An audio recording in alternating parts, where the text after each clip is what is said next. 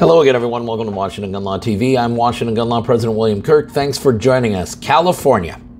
I love nothing more than getting news that your state just got their ass handed to them again in a appellate case. And that is exactly what's happened, and it's happened at the hands of the Honorable Roger T. Benitez. What's at stake this time is that goofy law you got where everyone who wants to just buy a box of ammunition has to go through a background check. Yep, that is no more, according to his honor. Now, what we're going to do is we're going to go through the order today because it's got some fantastic language, and in typical Judge Benitez fashion, there's a little bit of trolling going on as well. So today, let's celebrate and let's talk about Judge Benitez crushes another California gun law.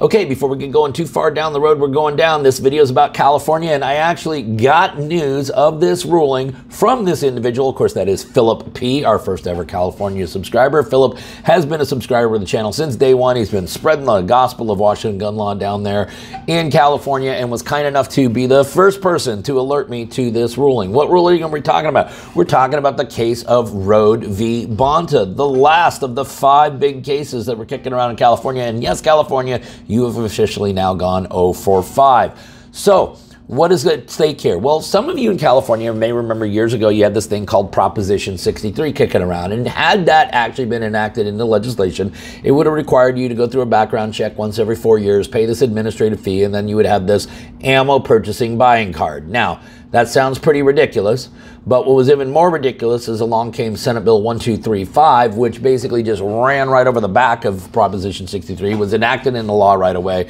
and that requires every California resident, I can't believe this, to get a background check conducted on them every time they're buying a box of ammunition. Now, that law has been stayed since it first was enacted, and Judge Benitez has thrown this law out on its ass. Now, this is important.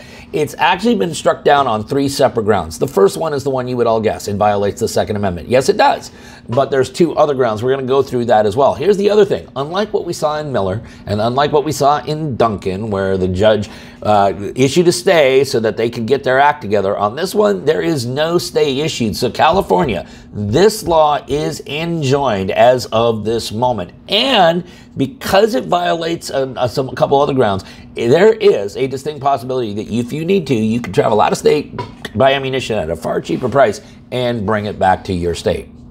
Now, just to get you an idea of where the court's going with this right away. Today, a person may choose to submit to a full credit check to buy an automobile, but he is not required to pass the same check every time he needs to refill his car with gas or recharge his battery at a charging station. And the Constitution does not mention a right to own an automobile or carriages or horses. Similarly, when a person chooses to buy a firearm, he is required to undergo a full background check. However, until now, he was not required to also go through a background check every time he needs to refill his gun with ammunition. And the Bill of Rights commands that the right to keep and bear arms shall not be infringed. With the recently enacted ammunition background check laws, gun owners in California undergo background checks more than 1 million times each year simply to buy ammunition. They are not allowed to buy ammunition from an out-of-state vendors and have it delivered to their homes. They are not allowed to buy ammunition in Arizona or Nevada and bring it with them back into California.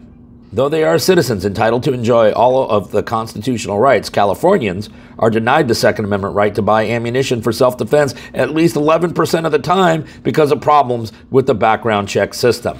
And that is certainly not a good start to an opinion order if you're the state of California. Now, I mentioned that the court had actually struck this law down on not 1, but 3 separate grounds. They are as follows. Plaintiffs claim the ammunition background check laws are invalid for 3 main reasons. First, the ammunition background check scheme violates the Second Amendment to the United States Constitution. Second, the anti-importation aspect of the ammunition law violates Article 1, Section 8, Clause 3 of the Constitution, known as the Dormant Commerce Clause. Third, the anti-importation provisions for individuals is preempted by 18 U.S.C. Section 926A. This court agrees. So, this law has been struck down on 3 separate grounds. Now, we all know where Judge Benitez goes with this, which is hey, listen, under Bruin, you just simply have to advance some kind of a historical analog that says we as a society, of course, have accepted these sorts of restrictions on purchasing and obtaining ammunition. The problem for the state of California, as it is with all of their creative gun laws is there is no historical tradition to back up anything that they have ever done.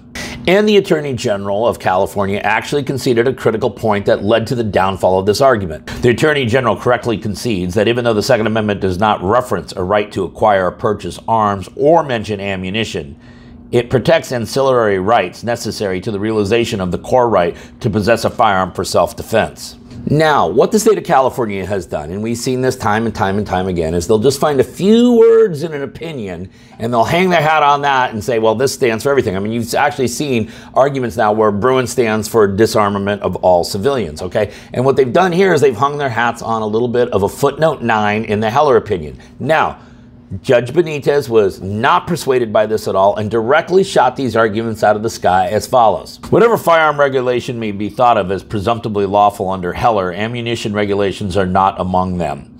This is not a question of first impression. It was already decided in Jackson.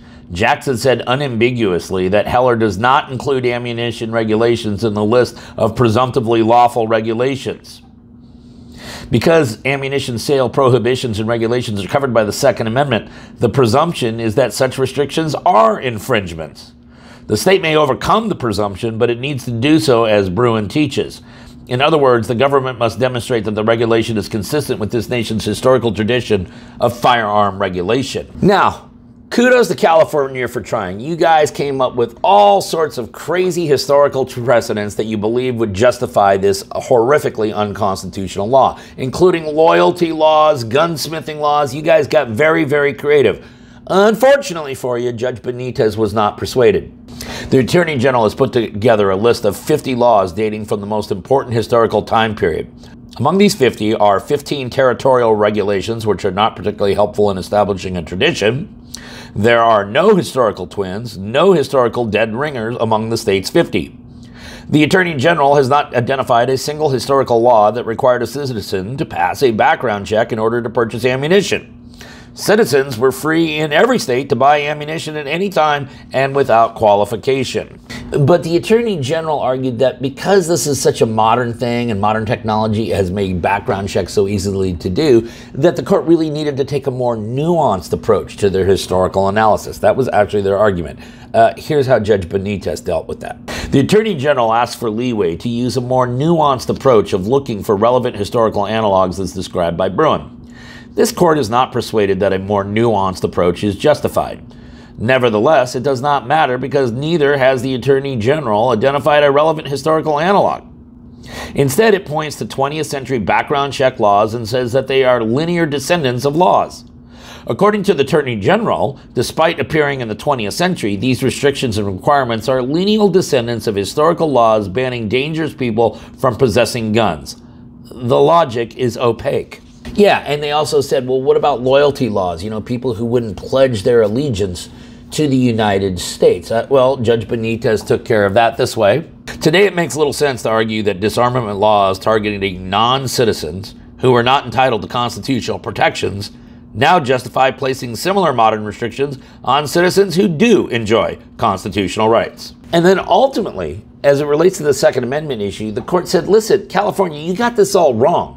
Okay, you're treating everyone as though they are prohibited, and it is their duty to prove to you that they are otherwise, as he put it. The state's ammunition background check regime turns that constitutional presumption the wrong way around. It treats all citizens as if they do not enjoy a right to buy ammunition. It forces Americans to treat and supplicate the state for permission.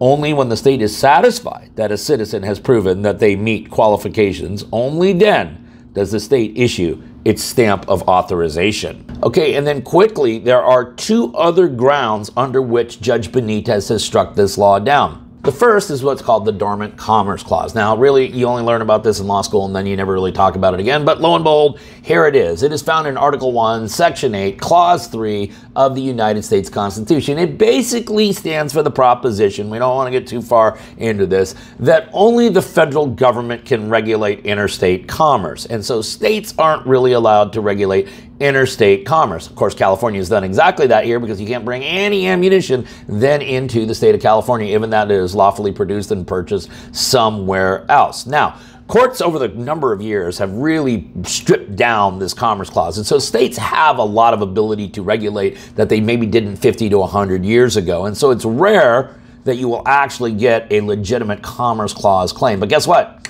Judge Benitez found one here. The Supreme Court has reminded us that extreme caution should be used when considering dormant Commerce Clause claims. While mindful of this cautionary instruction, this court concludes that California's ammunition anti-importation laws are exactly the kind of laws where the infraction is clear.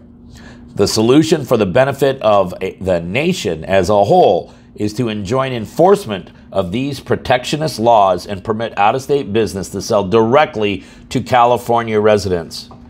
How nice is that to hear? And then if that's not enough, he also found that the law is unconstitutional because it conflicts with federal law, and therefore federal law reigns supreme. What are we talking about here? We're talking about 18 United States Code, Section 926, Sub A.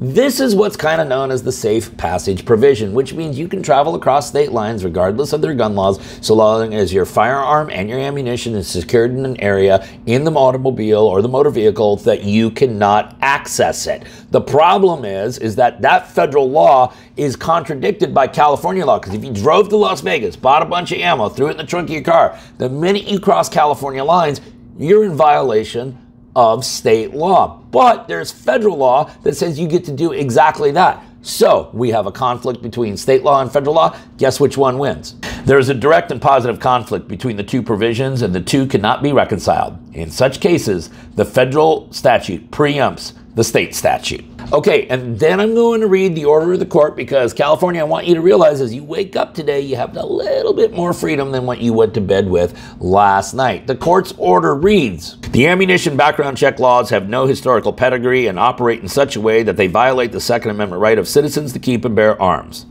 The anti-importation components violate the Dormant Commerce Clause, and to the extent applicable to individuals traveling into California are preempted by 18 U.S.C. Section 926A.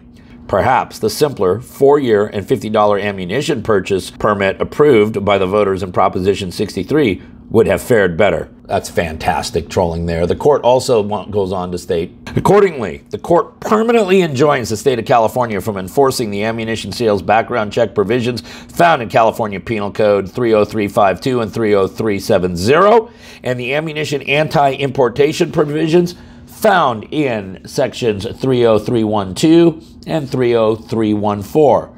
Criminal enforcement of California Penal Code sections 30312, 30314, and 30365 by the Attorney General and all other law enforcement defendants is permanently enjoined. And there is absolutely no stay. I'm sure the state of California has already crapped its pants. I'm sure they have already written the notice of appeal, and they will be doing exactly that. And now the gamesmanship of the Ninth Circuit will begin. However, for the time being, this is a very just and a huge win. Kudos to everyone on the plaintiff's side. This is a fantastic piece of work. The case, once again, is Road v. Bonta. We will link up Judge Benitez's ruling down below so you can geek out on it for yourself. In the meantime, if you guys got any other questions about this or anything else related to what's left of our Second Amendment rights, you should know how to get a hold of Washington gun law by now. If you don't, that's okay. That information is also down there in the description box. Now, in the meantime, let's everyone remember that part of being the lawful and responsible gun owner, like we talk about all the time here, is to know what the law is in every situation, how it applies to you